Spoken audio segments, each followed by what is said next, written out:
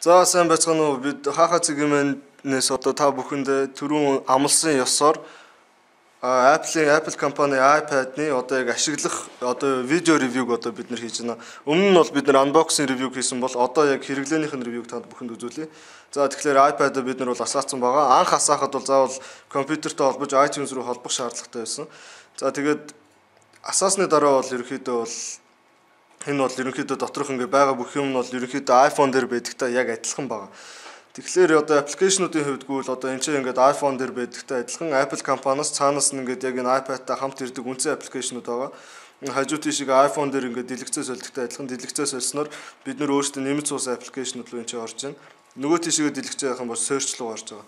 Тэгээ та бүхнийг зүйл анзаарж байгаа бох. Яг iPad нь гүйл iPad нь iPhone-оос бол хамаагүй том. Тэгэхээр keyboard эдгээр нь бол хамаагүй томоор гарч ирж байгаа. Энэ дээр нь бол юм бичгэд бол үнэхээр хялбар. Хэрвээ энэ хажуу тийш нь ингээд эргүүлэх юм бол keyboard нь ингээд улам том болоод бараг 10% тавьж хагаад одоо текстээ бичих тийм боломжийг олгож байгаа. Тэгээд мэдээж ингээд дэлгэцний хөдөлгөөнөөр энэ ингээд дэлгэцэн ингээд одоо тий байрлалаас дээшээ доошоо харснаас хамаарч өөр автоматар ингэж иргэдэг байгаа. За тэгэхээр энэ үндсэн аппликейшнуудын хувьд гүйл мэддэггүй хүмүүст нь бол тайлбарж хэлэхэд бол энэ ихний аппликейшн бол календар гэдэг аппликейшн байгаа. Календар гэдэг нь болохоор одоо ингээд өдөр 7 хоног сар болон одоо энэ сартай хийх ёстой юмнуудыг ингээд листээр нь харуулдаг. Ингээд доор нь ингэж гүйлгэж бүх юмнуудыг ингэж харж болдог. Тэгээд дээрэс нь ингээд энэ чинь ингээд одоо төрсөн өдөрт явна, тэнд болно. Тэдний хооронд, тэдний өдөр, тэдэн цагийн хооронд болно. За тийм өөр заавал тийм билег аавн маавн гэх мэт одоо тэг хэрэгтэй юмнуудаа ингээд оруулах тийм боломжтой. Тэгэхээр энэ календар гэдэг аппликейшнийг та хэрэглэснээр та одоо тэмдэглэлийн дэвтэр байнга барьж явах шаардлагагүй. Танд iPad л байхад хангалттай гэсэн үг юм аа. Контакт гэдгийн хувьд бол мөн ялгаагүй. Таньдаг хүмүүсийнхээ контакт мэдээллийг оруулна. Гар утас, компани, имэйл гэх зэрэг бүх мэдээллүүдээ энэ ч ингээд оруулаад бас хадгалаад явах боломжтой. Нөөцийн хувьд гүйл одоо ингээд тэмдэглэх хэрэгтэй байгаа. Зааш одоо дараа нь санахад хэрэгтэй ч юм уу те дэлгүүр явахдаа за ийм аваараа гэдэг тэднийгээ бүртгээд дараа нь дэлгүүрт ороод авсан гэдэг тэднийгээ шалгаад явдаг ч юм уу бас тийм боломжтой. Maps-ийн хувьд гүйл одоо ингээд Google Maps-ыг ашиглаад Улаанбаатарыг ингээд ерөнхийдөө ингээд харуулж болно. Zoom in, zoom out та. Тэгээд ингээд Улаанбаатарт ингээд Google Maps-ыг ашиглаад ингээд мөн дээр нь Maps-ийн хувьд гүйл энэ дээр нь дарах юм бол бидний байгаа байрлалыг тодорхойлно. Тэгээд энэ бол байрлал анх тодорхойлохдоо ингээд хэд хөдөлгсөний дараа энэ байрлалыг iPad нь өөрөө бол автоматар тохируулж байгаа.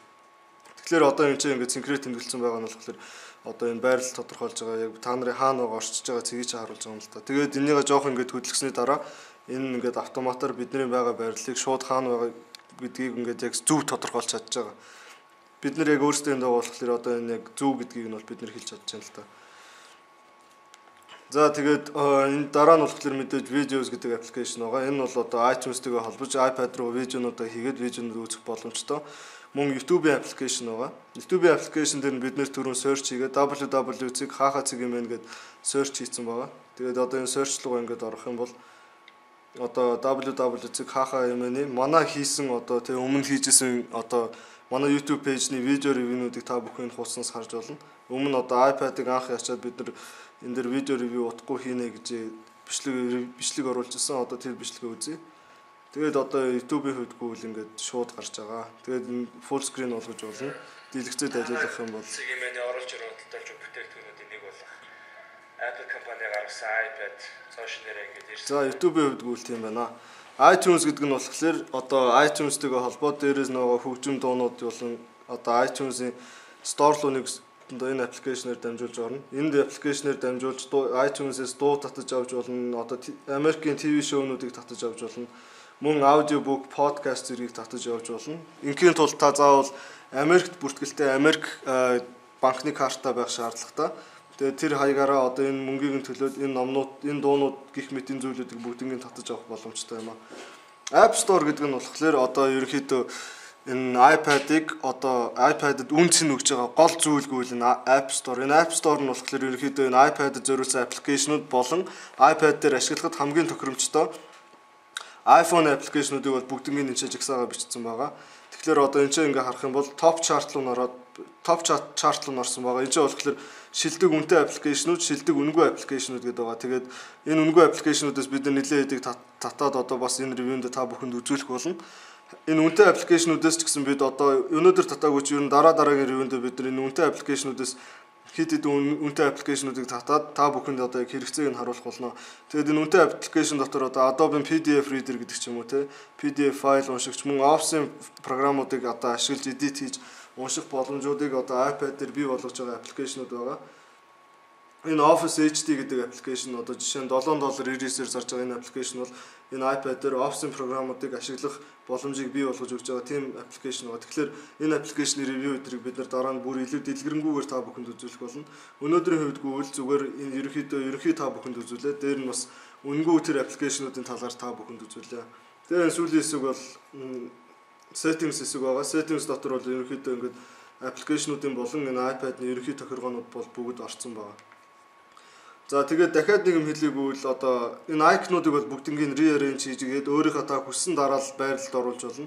Дээр нэг аппликейшн дараа жоохон утгад ингээд бүгд чичрээд эхэлж байгаа. Тэгээд ингээд аппликейшныхаа байрлалыг бол ингэж хүснээрээ сольж болно. Мөн энэ доор байгаа аппликейшнийг дээш нь авчирна, эсвэл дээр байгаа аппликейшнийг доош нь авчирч хийх боломжтой. За тэгээд энэ доор болохоор Safari браузер байна. Энэ нь болохоор одоо iPad-ны зориулсан веб браузер. Тэгэхээр интернет ороход бол энэ Safari браузераар орно. Энэ Safari браузер нь болохоор өөрөө энэ чинь tab browsing тийм функцтэй. Тэгэхээр одоо нэг хуудасаас нөгөө хуудас ингээ хоёр хуудсыг зэрэг үзэж болно тий. Одоо Facebook-ийн load хийлээ гэхэд нөгөө талд нь ингээ Google дээр search хийдэг ч юм уу. Мөн энэ сайтаараа браузераараа дамжуулж YouTube үзэх бас боломжтой байна. Тэгэхээр одоо хаахаа цэгийн нүүр хуудас руу бас энэ браузераас одоо бид ингээд орж болох юм. За тэгээд дараагийн хуудсан дээр болохоор бидний татаж оруулсан аппликейшнууд байгаа. Бас ташрамд нэг юм хэлэхэд бид нар энэ iPad дээр өөрсдийнхөө хаахаа цэгийн Gmail аккаунтыг оруулсан байгаа. Тэгээ Gmail аккаунтаа энэ доор оруулахлаар мэйл ирэхлээр шинэ мэйл ирсэн гэдэг одоо 1 гэдэг тоо энэ доор та бүхэнд харагдаж байгаа. Тэгээд энэ нэг дээр ингээд дараад inbox руу орох юм бол одоо манай хамгийн сүүлийн ингээд ирсэн мэйлүүд энд байгаа. Мэйлээ шалгах, мэйл бичихтэй ер нь бол мэйлээр одоо ингээд ажил хэрэгээ хамжуулахад iPad-аар дамжуулж хэрэглэхэд бол үнэхээр тохиромжтой, үнэхээр авсаархан тийм зүйл үлээ. За тэгээд энэ ч мэдээ зураг iPod гэдэг тэр функцүүд байгаа. Хөгжим сонсох, зураг үзэх. Тэгээд одоохондоо бид нар бол ямар ч зураг оруулаагүй, ямар ч хөгжим оруулаагүй байгаа болохоор эднэрийг бол та бүхэнд бол нэг үзүүлээд хэрэггүй байх. Угаасаа бүгдээрээ мэдж байгаа. Тэгэхээр яг татаж суулгасан аппликейшн дундаас iPad дээр байдаг, iPhone дээр байхгүй одоо нэг хамгийн гол онцгой давуу талууд нэг нь бол энэ iBooks гэдэг аппликейшн байгаа. Энэ нь болохоор iPad дээр яг ном уншихад зориулсан тийм функц байгаа. Тэгэхээр энэ бол одоо Winnie the Pooh гэдэг энэ ном бол одоо iPad дээр бол үнэгүй ирсэн байгаа. Тэгээд дээрэс нь iPad дээр татаж авахд бэлэн зөндөө олон үнэгүй номнууд байлаа. Тэгээд ном уншихад та бүхэн харж байгаа бох. Яг ном шиг хуудас эргүүлэхэд үнэхээр эвтэйхэн. Тэгээд ингээ уншихад нүдэнд компьютер дээр уншиж байгаагаас ялгаатайгаар ингээд нүдэнд үнэхээр эвтэйхэн, нүд өвдөхгүй тийм одоо user interface-тэй байгааг та бүхэн харж байгаа бох. Тэгээд library гэх юм бол одоо ингээд өөрийн худалдаж авсан номнууд байгаа. Тэгээд эдгээр болохоор энэ ч зарим номнуудыг татцгаа. Одоо Frankenstein байна. Frankenstein-ыг одоо ингээд эхнээс нь ингээд уншаад ингээд явах боломжтой. Шууд chapter-ууд руу нүсрэх боломжтой. Alice in Wonderland байгаа. Тэгээд одоо дэлхийг тойрч 80 өдрийн дотор аялсан гэдэг те. Одоо тэгээд ингээд store гэдэг рүү орох юм бол энэ iPad дээр одоо бэлэн байгаа тэр номны дэлгүүр рүү орж байгаа. iTunes Store-тойгоо адилхан. Гэхдээ энэ болохоор яг зөвхөн номон зориулсан. Тэгэхээр энэ дотор үнэтэй ном байж байгаа, үнэгүй ном гэж байгаа. Одоо номнуудаа категориор нь харах боломжтой байгаа. Жишээ нь одоо түүхийн ном гэл ингээл ороход одоо хамгийн сүүлийн үеийн түүхийн номнууд нь чинь ингээд дараалалаа гарч ирэл тэ. Одоо Mexican Wars гэдэг гих мэт одоо тэгээ ном болгоно болохоор үнэтэй. Одоо $9.99 гэдэг ч юм уу тэ. Номоо худалдаад авах юм бол энэ library руу буцаад ингээд энэ ч орж ирээд таны худалдаж авсан номнууд чинь ингээд дараалалаараа гарч ирсэн байх жишээтэй. Тэгэхээр та ингээд зөндөө олон ном уншиж болно. Номнууд чинь ингээд ямар хуудсан дээр явж ирсэн чинь ингээд автоматар санчна. Ном болгоно тэгж байгаа. Тэгээд одоо ингээд шинэ уншаагүй номнууд нь энэ юу гэсэн бичгтэй ийм байдлаар гарч ирнэ. Мөн хэрэг хүсвэл ийм list view-гээр харж болно. Альсгүй саяных шиг ингээд илүү ингээд номын тавиур дээр тавьсан мэт байдалтайгаар харах ийм боломжтой ийм аппликейшн байгаа. За дараагийн аппликейшн гэвэл зүгээр энэ Pocket Phone гэдэг ийм аппликейшн байгаа. Тэгээд ерөнхийдөө одоо ингээд манай энэ яг хэрэглээний ревюний part 1 бол одоо ингээд дуусж байна. Одоо part 2 дээр энэ аппликейшнуудыг илүү дэлгэрэнгүй ашиглаж байгаа бичлэгийг бид та бүхэнд хүргэх болно. Тэгэхээр part 2-ыг залгуулan үзнэ үү.